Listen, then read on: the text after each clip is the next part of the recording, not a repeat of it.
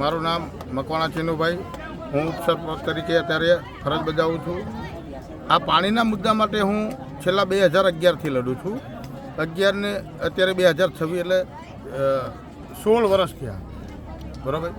અત્યારે 17ની અંદર મારો એક વિડીયો હતો TV9ની અંદર કે એમાં મેં એક પણ ઉલ્લેખ કરેલો નથી કે જેની અંદર કેન્સરનો રોગ હોય. જો આ ભ્રષ્ટ તંત્રએ, ભાજપની સરકારે આ એક્શન લીધી હોત તો અત્યારે આ મૃત્યુઆંકના જે પોસ્ટરો માર્યા છે એ ના હોત. અત્યારે મૃત્યુઆંક કેન્સરની અંદર 30 છે. બરાબર.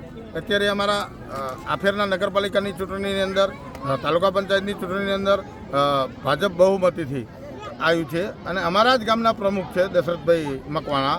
હું એમને પ્રશ્ન પૂછવા માગું છું કે દશરથભાઈ, તમારે નગરપાલિકા ના હાચવાની હોય, ગામ હાચવાનું હોય, જ્યારે 4-4 દિવસ 5-5 દિવસ ગામના લોકો ખાધા પીતા વગર રહ્યા, આજુબાજુના ગામનાઓએ સહાય કરી, પણ દશરથભાઈ એક પણ વખત અમારા પ્રમુખ અમારા ગામની મુલાકાતે આવ્યા નથી કે એક વખત અમારા કિરીટસિંહ સાહેબ મુલાકાતે આવ્યા નથી.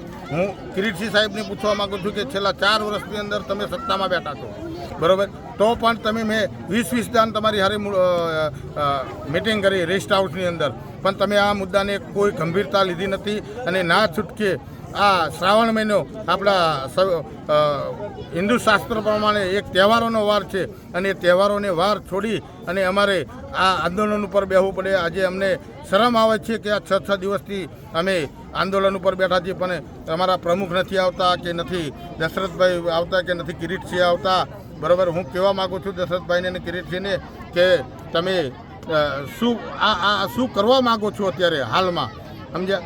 અને આ જે 30 લોકોના જે જીવ ગયા છે એની તમને સહેજ પણ જો દયા હોય તો અમારી માગણીને અમે કાલે કલેક્ટરશ્રી આવ્યા હતા જિલ્લામાંથી, તો અમે કલેક્ટરશ્રીની રજૂઆત કરી છે.